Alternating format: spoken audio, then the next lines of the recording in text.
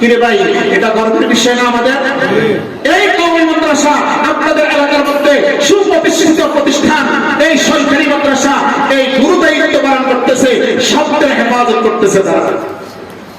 আপনার বাচ্চারা তো স্কুল কলেজ ইউনিভার্সিটিতে পড়ান, আপনিও সকাল 9টা-10টা ঘুমের থেকে উঠেন, আপনার বাচ্চাটাও 8টা-9টা ঘুমের থেকে উঠে, কিন্তু আমাদের বাচ্চারা রাত্র 4টা বাজে ঘুম থেকে উঠা কোরআন কারীমের তেলাওয়াতের মধ্যে লেগে যায়। কথা বলেন না কেন?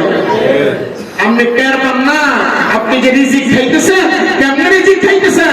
এই কোরআন কারীমের তেলাওয়াতের বরকতে, এই ছোট বাচ্চাদের চোখের পানির বরকতে, হাফিজ কোরআনদের চোখের পানির বরকতে, আলেমদের চোখের পানির বরকতে, আল্লাহ ওয়ালাদের চোখের পানির বরকতে আপনাকে আমাকে রিজিক দেওয়া হইতেছে। নতুবা আমার মতো কুকুরের রিজিক আমার কারণে দেওয়া হয় না, একমাত্র কোরআন কারীমের বরকতে আল্লাহ তাআলা আমাদেরকে রিজিক দিতেছেন। কথা ঠিক না ঠিক?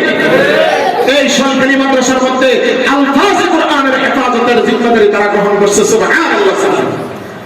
আল্লাহ কোরআন কারীমকে হেফাজত করবেন, আল্লাহ আসমান থেকে এসে হেফাজত করবে নাকি? কার মাধ্যমে করবে? তার বান্দাদের মাধ্যমে করবে। কথা বলেন না কেন? কার মাধ্যমে করবে? তার বান্দাদের মাধ্যমে করবে। যুগে যুগে আলহামদুলিল্লাহ, আল্লাহ শুকর। ও কথাটা বলছিলাম গত কয়েকদিন আগে পত্রিকার মধ্যে একটা রিপোর্ট দেখলাম, বর্তমানে বাংলাদেশের মধ্যে 25 লক্ষ হাফেজে কোরআন আছে। সুবহানাল্লাহ। আসতে যে বললেন আল্লাহু আকবার, আল্লাহু আকবার। কত লক্ষ? কথা বলেন কত লক্ষ?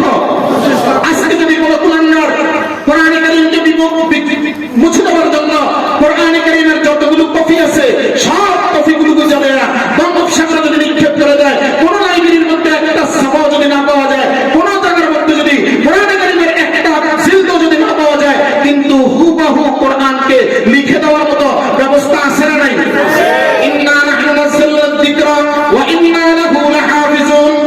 আল্লাহ তাআলা কোরআন কারীমকে নাযিল করেছেন, আর এই কোরআন কারীমকে হেফাজতের জিম্মাদারি আল্লাহ তাআলা গ্রহণ করেছেন।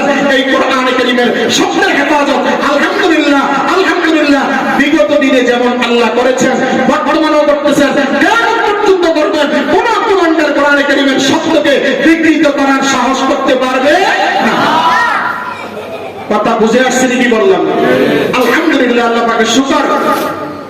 এই যে সরকারি মাদ্রাসায় আপনারা আপনাদের বাচ্চাদেরকে দিচ্ছেন, ঠকছেন না দিচ্ছেন? কথা বলেন, ঠকছেন না দিচ্ছেন?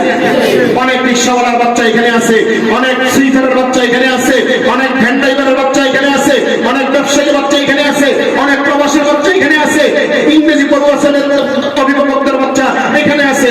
কাল কিয়ামতের ময়দানে যেই বাচ্চাদেরকে আপনি হাফেজে কোরআন বানাইলেন, যেই বাচ্চাকে আপনি কারি কোরআন বানাইলেন, যেই বাচ্চাকে আপনি আলেম বানাইলেন, মুহাদ্দিস বানাইলেন, মুফতি বানাইলেন, আমি বলি নাই, মদিনার নবী ফরমান কাল কিয়ামতের ময়দানে ওই বাচ্চার মা আর বাবাকে আল্লাহু আকবার এমন এক জোড়া কাপড় পরিধান করানো হবে, আল্লাহু আকবার, যে এক জোড়া কাপড়ের মূল্য সারা দুনিয়াকে বিক্রি করলেও তার মূল্য পরিশোধ করা যাবে। তখন ওই মা আর বাবা জিজ্ঞাসা করবে, আমরা তো সাধারণ একজন রিক্সা ড্রাইভার, আমরা তো সাধারণ একজন মানুষ ছিলাম, এই পোশাক তো